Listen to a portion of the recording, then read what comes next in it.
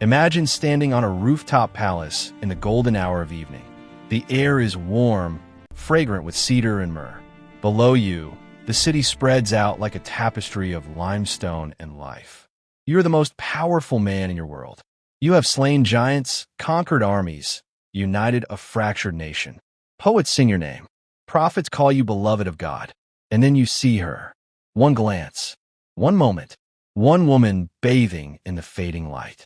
And in that instant, everything you've built, everything you believe about yourself, everything your kingdom stands for, begins to crumble. This is not a love story. This is a story about power, desire, and the terrifying distance between who we think we are and what we're capable of becoming. This is the story of King David and Bathsheba, an affair that didn't just scandalize a palace. It exposed the darkest corners of the human heart and altered the course of an entire civilization. Welcome to Royal Affairs Unveiled. What you're about to hear will challenge everything you thought you knew about one of history's most famous rulers. To understand how a hero becomes a villain, we need to understand who David was before that fateful evening on a rooftop. Picture a young shepherd boy, sun-darkened and lean, watching his flock in the hills outside Bethlehem. He's the youngest of 8 brothers, so insignificant that when a prophet arrives to anoint the next king, David's own father doesn't bother to call him in from the fields. But the prophet insists, and when David finally appears, still smelling of sheep and wild grass, something extraordinary happens. The old man's hands tremble as he pours sacred oil over the boy's head. This one, the prophet declares, this is the one God has chosen. But chosen for what? David doesn't know. He returns to his sheep, to his simple life, carrying a secret that must feel like madness. Then comes the giant. The Philistine army camps in the valley, and every morning a champion named Goliath steps forward. He's over 9 feet tall, armored head to toe, his voice like thunder rolling across the hills. For 40 days, he mocks the Israelite army. For 40 days, grown warriors, trained soldiers, cower in their tents. David brings food to his brothers at the battle lines. He's probably 16, maybe 17. And when he hears Goliath's challenge, he doesn't see an invincible monster. He sees an opportunity. Who is this uncircumcised Philistine that he should defy the armies of the living God? It's the voice of someone who genuinely doesn't understand fear. Or perhaps someone who fears disappointing his God more than death itself. King Saul tries to dress David in armor, but it doesn't fit. So the boy walks onto the battlefield with nothing but a sling, 5 smooth stones, and absolute conviction. Goliath laughs. The laughter dies in his throat when the first stone sinks into his forehead. David doesn't just defeat Goliath. He decapitates him with the giant's own sword. Overnight, the shepherd becomes a legend. The women dance in the streets, singing, Saul has slain his thousands, and David his 10,000s. It's a catchy tune. It's also a death sentence, because King Saul hears it too. And in that moment, the king realizes this young hero is also his greatest threat. What follows are years of running, hiding, living in caves and wilderness places. Saul hunts David with the obsessive energy of paranoia. Twice, David has Saul at his mercy. Twice, he refuses to kill him. I will not lift my hand against the Lord's anointed, he says. This is important. Remember this moral line David draws. Remember how sacred he considers the position of king. Remember his restraint, because we're going to watch him cross every single one of these lines. Saul eventually dies in battle. David is crowned king, first over his own tribe of Judah, then over all the tribes of Israel. He's around 30 years old. He captures Jerusalem and makes it his capital. He brings the sacred ark, the symbol of God's presence, into the city with dancing and celebration. He's ecstatic, uninhibited, leaping and spinning like a man possessed by joy. David establishes his kingdom with brilliant military campaigns and shrewd political alliances. He has multiple wives, as kings do in this world. He has children, a growing dynasty. He defeats the Philistines, the Moabites, the Ammonites. His empire stretches from Egypt to the Euphrates River. The prophet Nathan tells David that God has made him a promise. His throne will be established forever. His descendants will rule in an everlasting kingdom. David is at the absolute peak of power, militarily undefeated, politically secure, spiritually blessed. Everything he touches turns to gold. And that's when we find him on the rooftop. It's late afternoon when David decides to take a walk on his palace roof. His army is away at war, besieging the Ammonite city of Rabbah. But David has stayed behind in Jerusalem. Already, something is wrong. Kings in this era lead their armies. It's spring, the season when kings go to war, but David has sent his general Joab instead. Is he tired? Bored? Has success made him complacent? We don't know. But he's restless, wandering his palace while younger men fight his battles. From a height of the palace, David can see across the rooftops of Jerusalem. And that's when he sees her, a woman, bathing in the privacy of her own courtyard. Now, we need to pause here, because the way this story is often told makes it sound like Bathsheba was somehow asking for this, bathing where the king could see her. But consider the reality. She's not bathing in public. She's in her own private space, following religious law that requires ritual bathing after menstruation. She has every right to expect privacy. David is the one who's looking. David is the one who keeps looking. He sends a servant to inquire about her. The servant returns with information that should end this story right there. Isn't this Bathsheba, daughter of Eliam, the wife of Uriah, the Hittite? 3 crucial pieces of information. She has a name, a family, a husband. She is not available. She is not an object for the taking. And Uriah? He's not just any soldier. He's one of David's elite warriors, part of his personal guard known as the 30, the most valiant men in the kingdom. Uriah is literally fighting David's war, while David is here, on this rooftop, wanting his wife. David sends for her anyway. Think about what this summons means. A messenger from the king arrives at your door. The king wants to see you. Immediately, can you say no to the king? What happens if you refuse? What about your family? Your husband's career? The text says simply, she came to him, and he slept with her. No description of seduction. No claims of mutual passion. Just the brutal simplicity of power taking what it wants. Then Bathsheba goes home, and the text adds one more devastating detail. She had just purified herself from her monthly uncleanness, which means she's at the most fertile point in her cycle. A few weeks pass. Then a message arrives at the palace. Just 3 words, but they change everything. I am pregnant. And now David's comfortable world begins its terrible collapse. David's first instinct isn't confession. It's concealment. And what follows is a masterclass in how good people convince themselves to do progressively worse things. His plan seems simple enough. Uriah is at the battlefront with the army. David will bring him home, ostensibly to give a report on how the war is going. Uriah will spend the night with his wife. The pregnancy will be explained. Problem solved. Uriah arrives, and David plays the gracious king. He asks about the troops, about the siege, about his general Joab. Then he dismisses Uriah. Go down to your house and wash your feet. It's a euphemism everyone understands. But Uriah doesn't go home. He sleeps at the entrance of the palace with the king's servants. When David hears this, he confronts Uriah. Haven't you just come from a distance? Why didn't you go home? And Uriah's answer must cut David to the bone. The ark and Israel and Judah are dwelling in tents, and my commander Joab and my lord's men are camped in the open country. How could I go to my house to eat and drink and make love to my wife? As surely as you live, I will not do such a thing. Do you hear it? Uriah is more loyal to David's war than David is. Uriah has more integrity, more self-discipline, more honor than the king who is trying to manipulate him.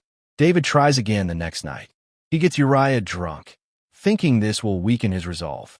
But even drunk, Uriah refuses to go home. He sleeps with the servants again. Now, David faces a terrible choice.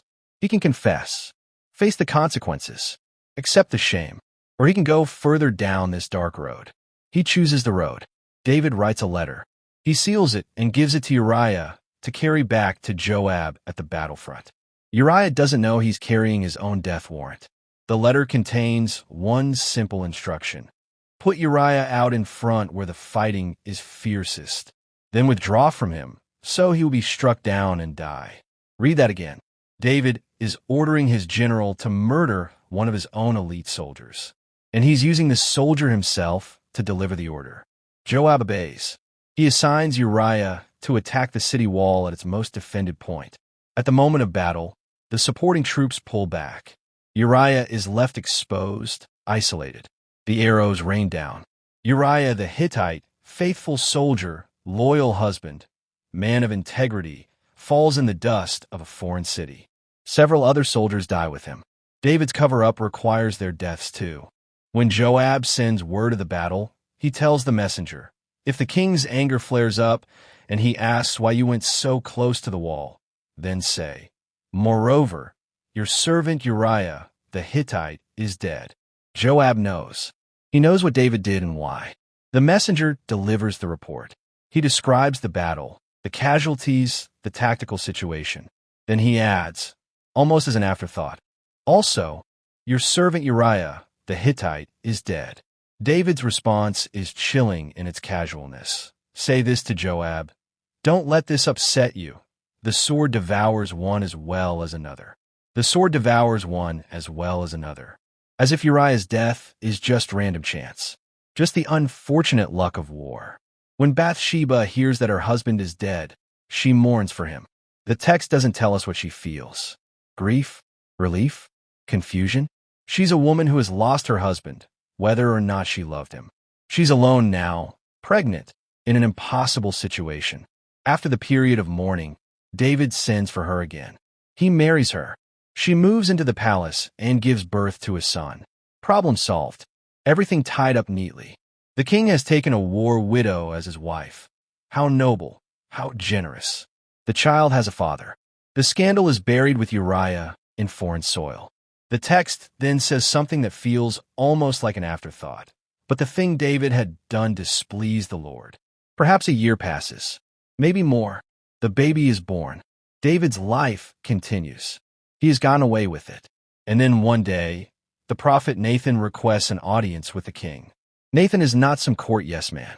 He's the same prophet who told David that God would establish his throne forever.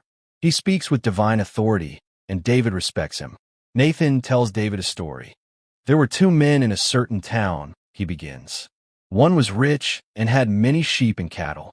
The other was poor and had nothing except one little lamb he'd bought. He raised it. It grew up with him and his children. It shared his food, drank from his cup, and even slept in his arms. It was like a daughter to him. David is listening. He probably thinks Nathan is here to ask him to judge a legal case. Now a traveler came to the rich man. Nathan continues. But the rich man refrained from taking one of his own sheep or cattle to prepare a meal for his guest. Instead, he took the poor man's lamb and prepared it for the one who had come to him. David's anger erupts. You can almost hear his voice rising. As surely as the Lord lives, the man who did this must die. He must pay for that lamb 4 times over, because he did such a thing and had no pity. And Nathan looks at the king, points his finger, and says 4 words that will echo through history. You are the man. Silence. The throne room must feel like it's collapsing. Nathan continues, speaking now with the full authority of God. This is what the Lord, the God of Israel, says, I anointed you king over Israel, and I delivered you from the hand of Saul. I gave your master's house to you, and your master's wives into your arms. I gave you all Israel and Judah. And if all this had been too little, I would have given you even more.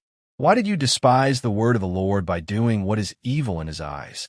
You struck down Uriah the Hittite with a sword and took his wife to be your own. You killed him with the sword of the Ammonites. Now, therefore, the sword will never depart from your house, because you despised me and took the wife of Uriah the Hittite to be your own. The consequences Nathan pronounces are devastating and specific. Violence will plague David's family. Betrayal will rise from within his own household. His sins, committed in secret, will be repaid in public humiliation. And then Nathan says, the son born to you will die. David breaks. Whatever denial or rationalization he's been living in shatters. He doesn't argue, doesn't make excuses, doesn't try to defend himself. He simply says, I have sinned against the Lord. Nathan responds, the Lord has taken away your sin. You are not going to die. But because by doing this you have shown utter contempt for the Lord, the son born to you will die. The baby becomes ill. David fasts, lies on the ground, pleads with God for the child's life. His servants are afraid to approach him. For 7 days, he refuses food, refuses comfort. On the 7th day, the child dies. The servants are terrified to tell David. They whisper among themselves, while the child was still living, he wouldn't listen to us when we spoke to him. How can we now tell him the child is dead? He might do something desperate. But David sees them whispering. He asks directly, is the child dead? He is dead, they answer. David gets up from the ground. He washes, changes his clothes, goes to the house of the Lord and worships. Then he goes home and asks for food. His servants are confused. While the child was alive, you fasted and wept. Now that he's dead, you get up and eat. David's answer reveals something profound about how he processes grief and guilt. While the child was still alive, I fasted and wept. I thought, who knows? The Lord may be gracious to me and let the child live. But now that he's dead, why should I go on fasting? Can I bring him back again? I will go to him, but he will not return to me. Then David goes to Bathsheba to comfort her. And the text says, she gave birth to a son, and they named him Solomon. The Lord loved him. But Nathan's prophecy about the sword never leaving David's house, that begins to unfold with terrible precision. David has a son named Amnon, his firstborn and heir. Amnon becomes obsessed with his half-sister Tamar, a young woman described as beautiful. Amnon's lust consumes him. He pretends to be ill and asks for Tamar to come prepare food for him. When she does, he rapes her. Then, in a twist of cruel psychology, Amnon's desire turns to hatred. He throws Tamar out, ruined and devastated. She tears her robe, puts ashes on her head, and goes to live in her full brother Absalom's house, a desolate woman. David hears what happened. He's furious, but he does nothing. He doesn't punish Amnon. The crown prince is untouchable. Does David see himself in Amnon? Does he recognize the same abuse of power, the same taking of what doesn't belong to him? Is that why he can't act? Absalom waits 2 years. He never speaks to Amnon again. Then he throws a feast, invites all the king's sons. And when Amnon is drunk and vulnerable, Absalom gives the order. His servants kill Amnon. The rest of David's sons flee in terror. False rumors reach David that Absalom has killed all of them. The king tears his clothes in grief. When the truth emerges that only Amnon is dead, it's hardly a comfort. Absalom flees into exile. David mourns for his firstborn son, Amnon. But he also longs for Absalom. After 3 years, David allows Absalom to return to Jerusalem. But for 2 more years, David refuses to see him. Absalom lives in the capital city, inside of the palace, but exiled from his father's presence. The rejection festers. Absalom begins to poison the people against David. He stations himself at the city gate and intercepts those coming to the king with disputes. Look, he tells them, your claims are valid and proper, but there is no representative of the king to hear you. If only I were appointed judge in the land. Then everyone who has a complaint could come to me, and I would see that they receive justice. When people bow to him, he lifts them up and embraces them. Slowly, systematically, Absalom stole the hearts of the people of Israel. After 4 years of this subtle insurgency, Absalom asked permission to go to Hebron to fulfill a vow. David, still hoping for reconciliation with his son, agrees. In Hebron, the city where David was first crowned king, Absalom has himself proclaimed king. The conspiracy spreads rapidly. A messenger brings word to David. The hearts of the people of Israel are with Absalom. David has to flee his own capital. The great warrior king, who conquered Jerusalem, who defeated every enemy, runs for his life from his own son. He leaves Jerusalem barefoot, weeping, his head covered in mourning. Some of his officials stay loyal. Others join Absalom. one of David's own advisors, Ahithophel, defects to Absalom and begins giving him military counsel. And then Absalom does something that makes the breach irreparable. On the advice of another counselor, Absalom pitches a tent on the palace roof, the same roof where David once walked and saw Bathsheba. And there, in full view of all Israel, Absalom sleeps with his father's concubines. It's a public declaration of usurpation. In that culture, taking a king's wives means claiming his throne. But it's also the fulfillment of Nathan's prophecy. I will take your wives before your very eyes and give them to one who is close to you, and he will sleep with your wives in broad daylight. The thing David did in secret is now being done to him in public by his own son on the very roof where it all began. The armies meet in the forest of Ephraim. Before the battle, David gives explicit orders to his commanders. Be gentle with the young man Absalom for my sake. His generals hear the order. The troops hear it. Everyone knows. Protect the prince, even though he's leading a rebellion against his own father. David's forces win decisively. 20,000 men die that day. The forest itself seems to fight against Absalom's army, the rough terrain claiming more lives than the sword. Absalom is fleeing on his mule when his head gets caught in the thick branches of a large oak tree. The mule keeps going, leaving Absalom hanging between heaven and earth. A soldier sees him and reports it to Joab, David's commander. I just saw Absalom hanging in an oak tree. Joab is incredulous. What? You saw him? Why didn't you strike him to the ground right there? I would have had to give you 10 shekels of silver and a warrior's belt. The soldier refuses. Even if 1,000 shekels were weighed out into my hands, I would not lay a hand on the king's son. We heard the king commanded you, and all the commanders, protect the young man Absalom for my sake. Joab has had enough of David's complicated relationship with his sons, enough of mercy that endangers the kingdom. I'm not going to wait like this for you, he says. He takes 3 javelins and drives them into Absalom's heart while he's still alive in the tree. Joab's armor-bearers finish the job. They throw Absalom's body into a big pit in the forest and pile rocks over it. A runner brings the news of victory to David. We've won, he reports. The rebellion is crushed. David asks only one question. Is the young man Absalom safe? The messenger hedges, giving an ambiguous answer. Another runner arrives with clearer news of the victory. Again, David asks, is the young man Absalom safe? This messenger is more direct. May the enemies of my lord the king and all who rise up to harm you be like that young man. David understands. He goes up to the room over the gateway and weeps. And as he goes, he cries out words that have become one of the most famous expressions of paternal grief in all literature. Oh, my son Absalom. My son Absalom. If only I had died instead of you. Oh, Absalom, my son, my son. The army returns victorious, but instead of celebration, they slink into the city as if defeated, because they can hear the king weeping. Joab finally confronts David. Today you have humiliated all your men who have just saved your life and the lives of your sons and daughters and the lives of your wives and concubines. You love those who hate you and hate those who love you. If Absalom were alive today and all of us were dead, would that please you? It's harsh, but Joab is not wrong.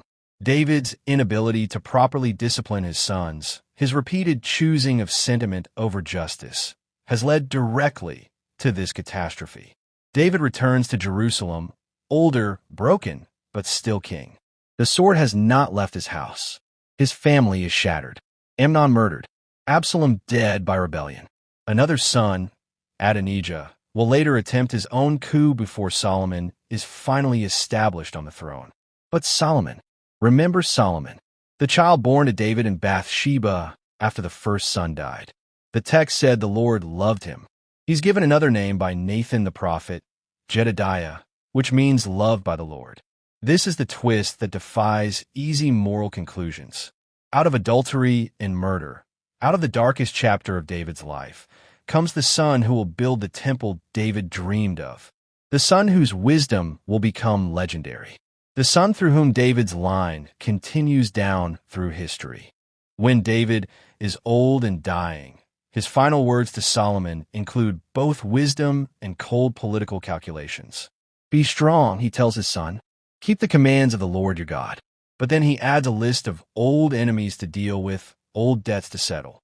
Even at the end, David is both the man after God's heart and the ruthless king who ordered Uriah's murder. The book of Psalms preserves what is believed to be David's written response to Nathan's confrontation. Psalm 51. If you've never read it, you should. It's one of the most naked confessions ever written. Have mercy on me, O God, according to your unfailing love. According to your great compassion, blot out my transgressions. Wash away all my iniquity and cleanse me from my sin. For I know my transgressions, and my sin is always before me. Against you, you only, have I sinned and done what is evil in your sight. That line, against you, you only, have I sinned, has troubled readers for centuries. What about Bathsheba? What about Uriah? How can David claim he's only sinned against God? But perhaps what David finally understands is that every sin against another person is ultimately a sin against the nature of reality itself, against the way things are meant to be, against the God who made us capable of love and justice, and chose to make us free enough to violate them. The psalm continues, Surely I was sinful at birth, sinful from the time my mother conceived me. Yet you desired faithfulness even in the womb. You taught me wisdom in that secret place. Cleanse me with hyssop, and I will be clean. Wash me, and I will be whiter than snow. Then comes the part that reveals David's deepest understanding of what he's done. You do not delight in sacrifice, or I would bring it. You do not take pleasure in burnt offerings. My sacrifice, O God, is a broken spirit, a broken heart. O God, you will not despise. David recognizes that there's no religious ritual that can fix this. No sacrifice large enough to balance the scales. All he can offer is the wreckage of who he thought he was. But there's one person we haven't really heard from in all of this. One voice that's been mostly silent. Bathsheba. She appears in the biblical narrative primarily as an object, seen, summoned, taken, impregnated, widowed, married, mourning. But she was a person with her own internal life, her own thoughts, her own experience of these events. What did that night mean to her? Was it assault? Coercion? Did she have any choice at all when the king sent for her? The text is silent, but the power dynamics speak volumes. She loses her husband, whether or not she loved him. She loses her first child. She's married to the man who engineered all of it. How does she process that?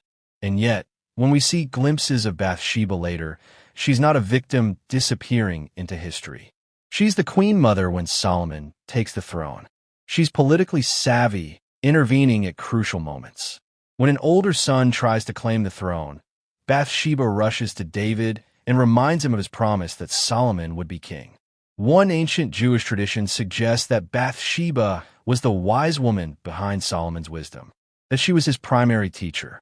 That the famous chapter in Proverbs about the woman of valor, the woman of strength and dignity whose worth is beyond rubies, was actually about her.